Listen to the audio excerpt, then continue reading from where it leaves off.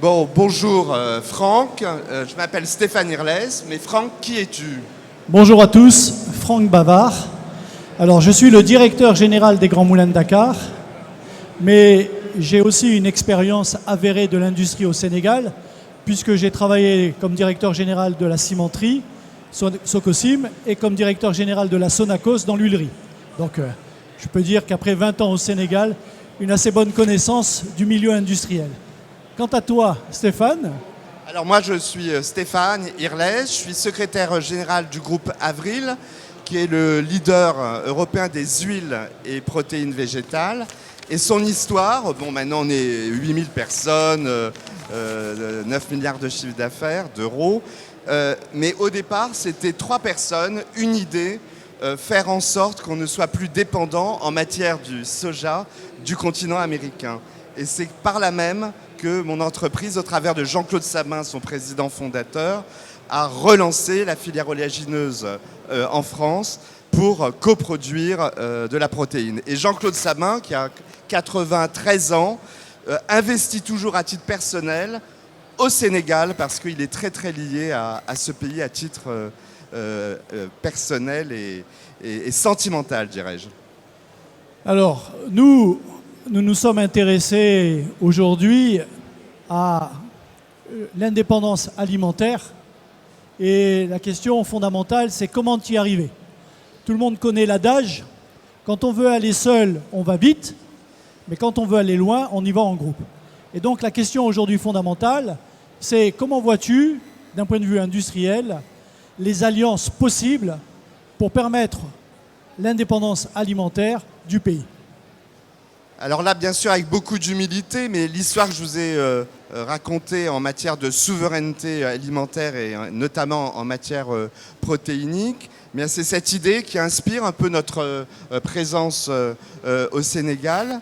Et les alliances, c'est-à-dire non seulement les actionnaires sénégalais qui sont présents à la fois chez Oléocène, distribution d'huile, et également dans la nutrition animale, nous avons un partenariat avec NMA. Donc je salue à la fois Cher Fall et la famille Amar. C'est important parce que ces personnes nous aident à mieux comprendre le terrain, à débloquer des situations, à nous faire entrer dans des écosystèmes qui permettent de développer finalement la souveraineté alimentaire au Sénégal et de créer une souveraineté locale. D'où les alliances et le choix des alliances qui permettent d'atteindre cet objectif. Alors effectivement, vous avez bien compris que sans alliance, dans la réalité, il sera quand même assez compliqué de pouvoir imaginer un concept de souveraineté alimentaire. Et ces alliances, nous avons un peu d'expérience, et c'est de ça dont on veut parler aujourd'hui, en qualité d'industriel.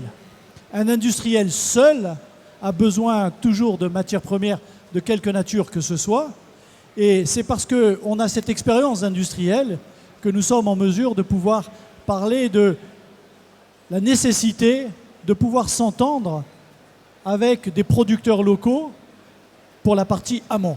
Et là, c'est là où tu joues. Alors sur la partie amont, parce que l'idée même du groupe Avril, c'est de trouver des débouchés et d'investir dans ces débouchés agro pour les producteurs d'oléagineux. Alors le groupe Avril, c'est à la fois l'alimentaire avec le sieur, ce sont toutes les huiles transformées pour faire des biocarburants, c'est la chimie renouvelable à base d'huile et bien sûr c'est la nutrition animale dès lors que lorsqu'on produit de l'huile, on coproduit de la protéine. Et le développement de l'amont, piloté par l'aval, est déterminant. Et à ce titre, pour être très concret, avec Agropole, qui est l'association de développement agricole qui dépend de notre filière, nous voulons développer des nouvelles filières agricoles en complément de la filière arachide. Et je pense notamment au soja et au tournesol. Et il y a une étude qui est lancée en partenariat avec les pouvoirs publics pour définir le cadre réglementaire en termes de politique publique et aussi toutes les conditions agronomiques nécessaires au développement de cette filière agricole. Donc on est dans l'action concrète. Alors effectivement, par exemple, nous, industriels des Grands Moulins, on est dans la provende et ces alliances nous intéressent énormément. On est un gros consommateur de maïs. Il faut savoir que le pays développe une souveraineté quant à la production de volailles, et la volaille consomme 60% de maïs dans un aliment. Donc nous sommes très intéressés. Et au sein des grands moulins, pleinement conscients de cela, on est un des acteurs, on soutient cette filière puisqu'on est présent au niveau d'un conseil d'administration du FEPROMAS qui est la promotion du maïs local. Mais à côté de ça, on a d'autres expériences. On pose toujours au Sénégal la farine avec des céréales locales. Alors, fabriquer du blé, ça prendra encore de très nombreuses années. Mais fabriquer de la farine avec du maïs, fabriquer de la farine avec du mil, c'est des projets sur lesquels nous travaillons ardemment et sur lesquels nous décidons d'investir énormément parce que le futur se trouve à ce niveau-là. Mais moi, maintenant, je reviens encore vers toi. Comment vois-tu la partie aval ? La partie aval, bien évidemment, est déterminante parce que pour valoriser les productions agricoles, il faut donner des horizons par l'aval. Alors l'aval, c'est bien évidemment tout ce qui est alimentaire, c'est bien évidemment tout ce qui est nutrition animale, et nous sommes présents dans ces deux secteurs au Sénégal. Et demain, pourquoi pas ne pas imaginer des unités non plus pour répondre à la souveraineté alimentaire, mais à la souveraineté énergétique. Bon, le Sénégal est un pays avec des ressources pétrolières désormais, mais en complément, comme le fait notamment le groupe Total, il y a toute une logique de développement d'énergie renouvelable et on pourra à terme être présent. Et l'autre sujet, c'est l'investissement qui peut être fait à terme pour autant qu'il y ait une filière amont extrêmement stable. On peut tout à fait imaginer que le Sénégal puisse être un hub en matière de souveraineté alimentaire et énergétique vers d'autres pays de la zone. Donc, on se rend compte qu'il y a une véritable possibilité de développement. Ce que le gouvernement actuel veut favoriser n'est pas une chimère, mais est une véritable volonté de développement du pays. Et on peut y participer, les industriels. Donc le mot alliance est très fort. Mais l'alliance ne se fait pas seule, elle se fait entre industriels et producteurs, mais cette alliance aussi doit répondre à une contrainte externe qui est une réponse sociétale. On parle beaucoup de RSE, mais il y a quand même une jeunesse qui pousse de l'avant. Et alors là, comment tu la sens toi, cette jeunesse ? Moi, cette jeunesse, je suis toujours impressionné quand je viens finalement très fréquemment en Afrique subsaharienne et notamment ici. Il y a une jeunesse qui est extrêmement bien formée, qui a envie de dessiner un horizon ici au Sénégal. Donc il y a une force de proposition. On voit bien que ceux qui ont témoigné juste avant ont des idées, ont une volonté de faire avancer le pays et de créer de la valeur. Et nous, on se trouve dans cette situation, c'est essayer de créer de la valeur localement pour, au travers de l'agriculture et au travers de nos investissements industriels, pouvoir contribuer à ces souverainetés. Donc on est très poussé aussi par cette énergie. L'énergie, ce sont les start-upers, mais ce sont aussi les nouveaux agriculteurs, dirais-je, qui veulent également pouvoir expérimenter de nouvelles productions oléagineuses, comme celle du soja ou du tournesol, et je fais référence à nouveau à l'étude Agropole.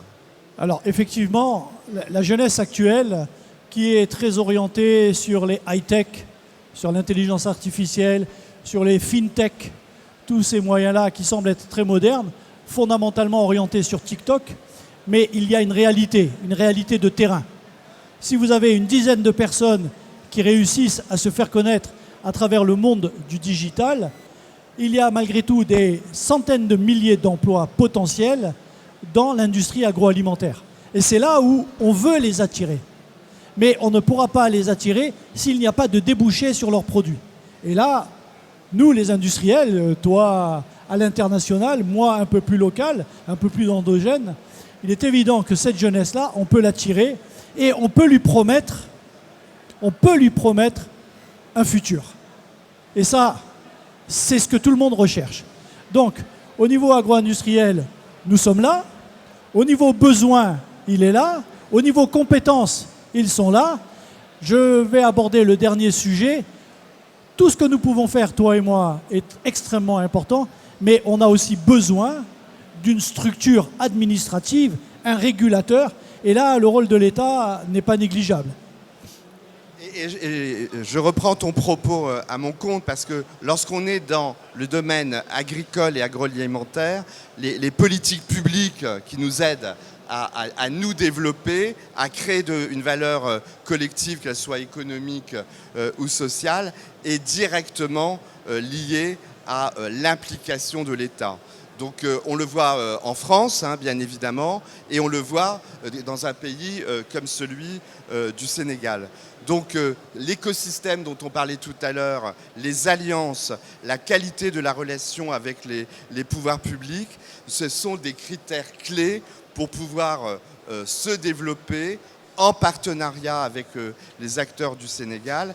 Et ce nouveau partenariat pour créer des souverainetés locales au sein de la culture Avril, c'est un élément déterminant. On a une raison d'être qui s'appelle non pas servir l'avenir, mais servir la terre.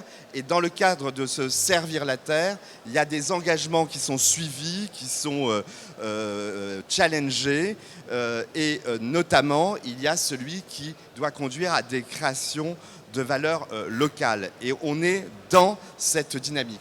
Et pour reprendre finalement servir l'avenir, on aimerait vraiment ensemble servir une terre d'avenir qui est celle du Sénégal.